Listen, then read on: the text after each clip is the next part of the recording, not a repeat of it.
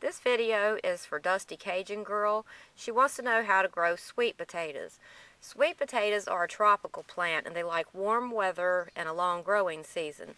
So you need at least 4 months of warm weather to grow sweet potatoes. And I have the perfect climate for sweet potatoes, so they grow very well for me. If you're up north, you might have to grow these in containers in order to grow sweet potatoes. All you have to do is root the sweet potato so that you get some slips off of it, and it's easily done. You can just put a sweet potato in water and it'll start putting out shoots. Some of these are already starting to do that. As you can see here, that one's starting to put out some shoots. And I've seen on the internet that they always recommend putting the pointed end of the sweet potato down into the water, but as you can see on every one of mine, the pointed end, I have shoots coming out of the pointed end on every one of these sweet potatoes. So somewhere along the line I think people got it backwards. So if you try to root a sweet potato in water and it's not working for you, flip it upside down and try it the other way. And what you do is take a jar of water and put some toothpicks in the side of the sweet potato so that it will be suspended in the jar, and then just fill the jar with water. And that keeps the sweet potato from falling into the jar, and it'll put out growth from the top of the sweet potato. And you can break those off and then stick them in water and they'll root, and then you plant them 2 or 3 inches deep in the soil and pretty much forget them. And you don't need to water them. They don't mind dry weather. These are actually the crummy ones from last year. I gave all the nice big sweet potatoes away, and you get a lot of sweet potatoes off of the plants. Last year I put 9 sweet potato plants in my flower bed out front, and I have a picture of some of the sweet potatoes that I got from them, and that I had given away about 4 plastic grocery bagfuls of the nice big sweet potatoes, and this picture, that's all that I had left. I also had 3 gigantic sweet potatoes come out of that flower bed. If you look closely, there's 2 big round ones there that are the size of the coffee pot, and then the one big one in the back. Now that one weighed, I think it was 7.5 pounds. That one was near a bird bath, and I think that the extra water and the bird poop probably helped that one along.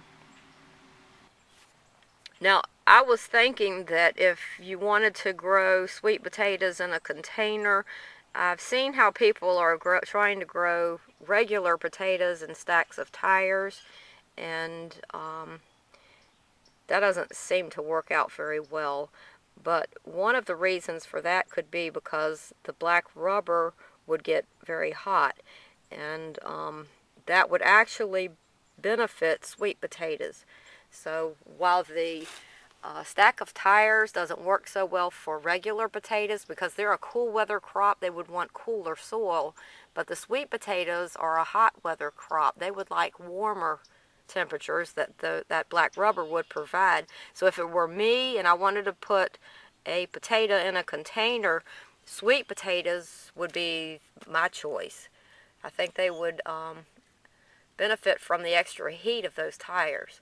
What I would do is stack maybe 2 or 3 tires up, fill them with dirt, and then put a couple of slips in the top, and then just forget them. Water them occasionally so it wouldn't get too dry being they're stacked like that, but I think that the sweet potatoes in the tires would probably work out very well. One thing you have to keep in mind is that sweet potatoes are vines, and they will run 15 or 20 feet across the ground. They are not climbing vines, so that you can't train them on a fence or anything. They're going to take up a lot of ground space. There are a couple of bush varieties out there that you can use if you're limited on space. One is called Puerto Rico. I've grown those in the past and they've done very well. And another is called Vardaman. The ones I grew are Beauregards, and it's the same variety that is grown for sale in grocery stores. Now, if you want to start your own sweet potato slips from a sweet potato, a grocery store sweet potato may have been sprayed with a growth inhibitor. So if you bought an organic sweet potato, you might be able to root one of those and have better luck with it. Now, where I live, if you don't want to start your own sweet potato slips, they usually sell them in feed and seed stores or Home Depot, Walmart, a lot of places like that. I don't know if they sell them up north since the plants aren't supposed to grow up there. But if you're in the south, you can usually find like a 25 pack of sweet potato slips, bare root, and or you can buy them already started in dirt, usually little 9-pack plants of sweet potatoes. In fact, that's what I started. I planted last year was a 9-pack that I bought from Walmart, and that's what I got these sweet potatoes from. And I thought it was a fluke that I got that humongous sweet potato last year, but about 2 weeks after I dug it up, there was a story in the newspaper where a man had the exact same results with his sweet potatoes, and he also had bought the Beauregards from Walmart. So it might be like a super strain that we got a hold of. I don't know, but I'm definitely going to root some plants off of these this year and see if I have that same luck with them again. One thing you want to do with your sweet potatoes is wait until the soil is good and warm before you plant them. Last year I planted a few plants in the garden and I did it too soon, and while they lived, it pretty much stunted the plants, and the ones in the garden didn't do well at all. So wait until the soil is good and warm before you plant them.